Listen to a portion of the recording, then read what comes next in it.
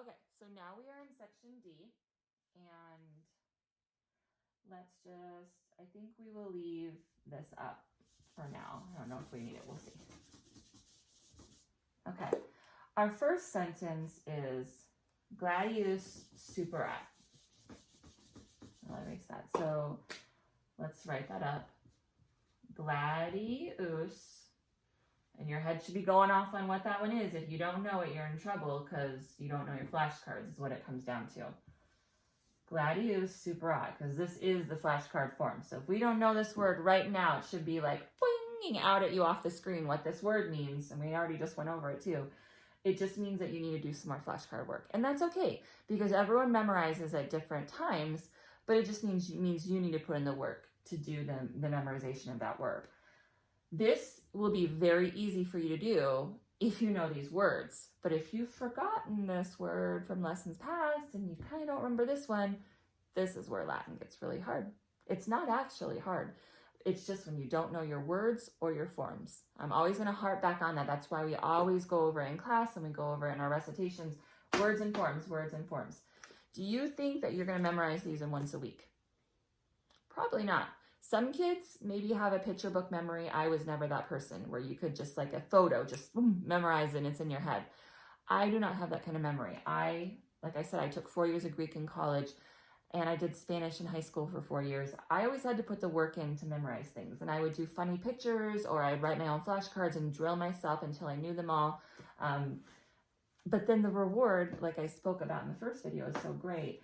So it just takes a little bit of easy work on the front end, and then this should be easy. So gladius, that is the dictionary form, so that's not very hard. We know that means the sword.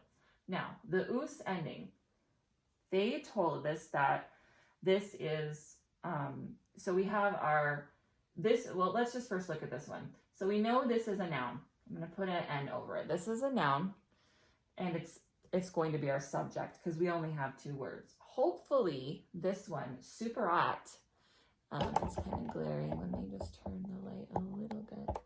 Hopefully, superat is boinging out at you as a word that you learned in the past.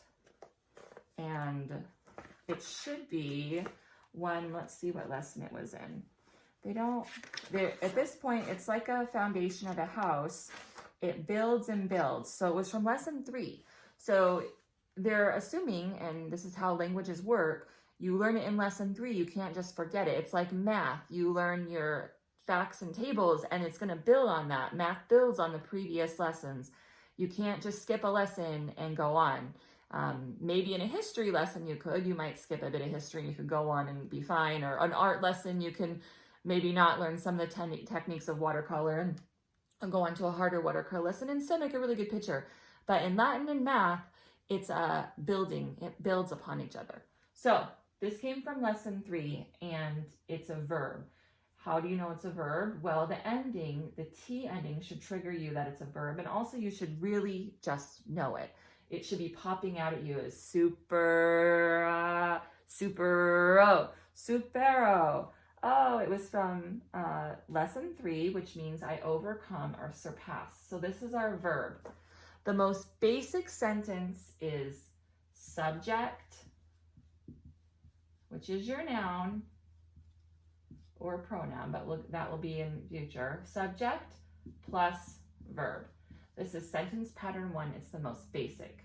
So if you've identified your subject or you've identified your noun and there's no other nouns in the sentence, this is going to be the subject and this is going to be your verb. It's a very basic sentence, like the shortest sentence in the Bible. Jesus wept. You got your subject is Jesus and the verb is wept. Same thing here. Gladius, superat. So let's first deal with gladius. If this is tricky in the beginning, it helps to parse things out so we know exactly what we're dealing with. So let's refer back to our uses. So we know it's a noun and it's going to be our subject. Which form is the subject? Well, they were helping you out on grammar section B. They really wanted you to remember what case is our subject case. It's the nominative case. So that was a little hinty hint that you're going to need to know that. So this is the nominative case, and it means sword. In Latin, there is no the. So if you need it, you may supply it. So the sword, and then let's see, we need to remember this verb. So supero. Now, I'm going to do a quick review. Oh, we can't see that. Let's just turn it a bit more. And that's just really sloppy, and red is hard to see. Should I clean my board, guys, before I did this? Okay. Supero. Okay, supero. This could be confusing, so let's just do a little backup so you can remember this. Whenever we translate or we conjugate a verb, we decline nouns, we conjugate verbs. When we conjugate verb, that means we're changing it. And we've got our stem, and then we've got our little caboose endings. So our stem is going to be when we get rid of the O, it changes to an A. So our stem is supera. This is our stem. This is the true stem. The stem in the first person singular here is not the O. The O will drop away and we won't see it for the rest of the time. So let's just write, and you've done this a lot. I'm going to write it out on all of them. Supera, supera, supera. And we'll add our caboose endings in just a second. Supera. And we're going to squish it. I'm going to just erase part of gladius. You guys we already translated it. Supera. Okay, we still seeing that? Sort of. Yeah. Okay. Let's go ahead and, sorry, I'm unprofessional at this. Could be better, couldn't it? But I don't want the glare. All right, we'll go with it. So you know this. You guys know this. Supero. O-S-T, mus-tis, unt. You've memorized that a lot. So O-S-T, mus-tis, unt. So there is our little caboose endings. Our stem is supera, because we get our stem, once we drop the O, it becomes an A. Okay, the O only appears here, and then it becomes an A for the rest of the time, and that's our stem. So when we're looking at superat, it is a third person singular. Third person singular is he, she, it. So we have I, you, singular, he, she, it. You can't see that very well. He, she, it, but you know, I just said it. Sometimes I let my older kids write H-S-I for he, she, it. Then moose is our we. Superatis, the tis ending, I like to say, is y'all. Y'all. And the unt ending is our they ending. Okay, so if we were doing it on my 6 fingers that I like to do for verbs, it would go I, you, he, she, it, we, y'all, they. Again, I, you, he, she, it, we, y'all, they. These two, you and y'all, you would be like if I was just talking to you and you're one person.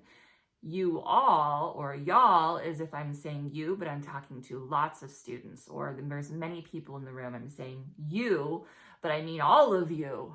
You all, y'all, like they say in Texas. So I let my kids write y'all if they want. I was taught that way in Greek in college, so it must be right? Let's go back to our sentence. So that was just a little refresher on verbs. So over here we had gladius superat. And we already remembered that gladius came from our card, the sword, and superat has that t ending. So let's remember it again. O-S-T, mus-tis, unt. So it's third person singular, and it's an it here, because sword is an it. So it means the sword overcomes. We have to put an S on the end because that is the one spot in the English language where it changes to an S. Let me give you an example. I overcome, you overcome, he overcomes, it overcomes. But let's go up to we. We overcome, y'all overcome, they overcome.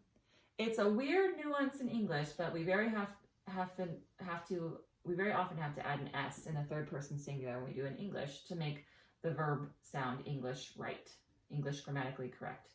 The sword overcomes. Okay, let's just change this a little bit. We're going to say glad. No, number 2 is the one I'm on. We're going to say gladdy superant. Okay. This should be jumping off the page at you. Gladdy what does that come from? What was my dictionary form? What was the flashcard form? Gladdy what was that from? What was that from? Gladius. It came from gladius, gladdy my flashcard said. And superant. So we know gladius is our noun, which also means it's going to be the subject, because there's only 2 words here. And then superant. What does that come from? Supero. Okay, I remember it. So that's what should be happening in your mind. That only happens when you know your flashcards well. I'm going to keep saying this over and over again. Okay, so our ending is E and unt. We have our stem, supera, because remember it goes supero, superas, superat, it changes to the A. So this is our stem. The ending is unt. Our stem is gladdy, and the ending is usio, o, e, or misosis. Okay, so we know that this is our subject. It's not gladius, so it must be gladdy, because we need a subject, and only the nominative form is subjects. So this is our nominative, plural, our singular and plural. So if it's plural gladius, it's gladii, that means it means what? Gladius means sword, so plural is the swords. Okay, now we're going on to this one. We remember that supero means overcome, so the swords are unt ending. Remember, O-S-T, mustis unt. Unt is for they. So the swords overcome. So it would be this one this time. We don't need to add an S because, like I said, that's just that third person singular. In the plural of third person, the they one, you don't add an S. It's just the swords overcome. And if you've been speaking English your whole life, you probably just know that without even having to think about it. It just sounds right. The swords overcome. You just know it sounds right. Okay, let's try number 3. We'll do number 3 and then we'll do number 8 because that one has some different declensions.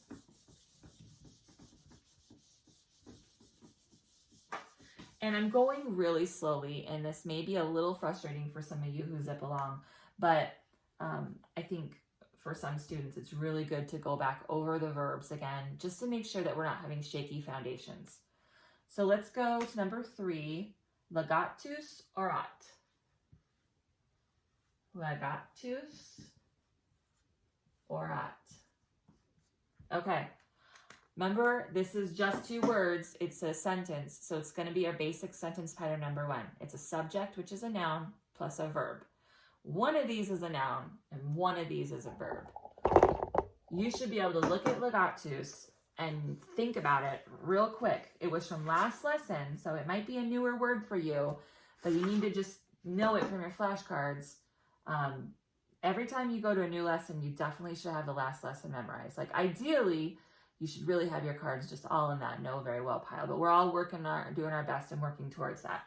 So if you don't remember it, flip the page back one and let's look at legatus, legati. Okay, it means lieutenant or envoy. That is a person, place, or thing. Therefore, this is our noun. So by process of elimination, this is obviously our verb. But if we had only looked at orat first, this should be jumping off the page at you. Ora. Ora. What was the verb that I learned that was ora? Ora, ora, ora. That sounds like ora et labora, which means pray and work. And that was one of my old sayings. Ora, but what was the flashcard? It was oro. Oro, oras, orat. Oramus, oratus, oran. It comes from oro. Okay. So we've got legatus, which, if it's in the nominative, and it's got the us ending, the us caboose, this must be nominative singular. because it's my subject, and subject has to be in the nominative. So let's just remember that real quick. I'm going kind of slow for everyone, so everyone keeps along with me here. We don't lose anyone. So legatus. I'm not going to decline the other 4 cases. We're going to go right over to the nominative plural. And let me just dim this. Maybe the dim that will help. I've got a little light on you guys.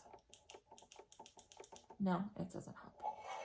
I just need to get it, so we'll just hold it. Wait, that's what we'll do. Okay, legatus, what?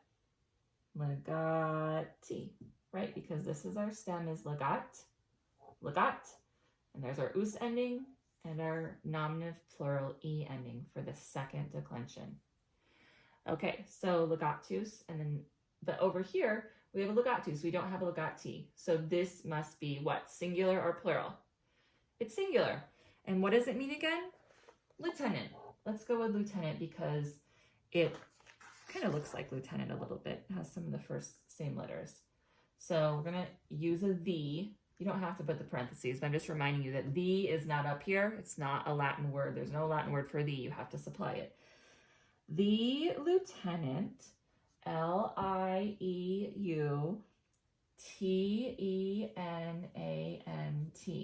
The lieutenant. What does the lieutenant do? I will never forget ora et labora. Like, I love how it rhymes and it just like sticks in my head. So that triggers me.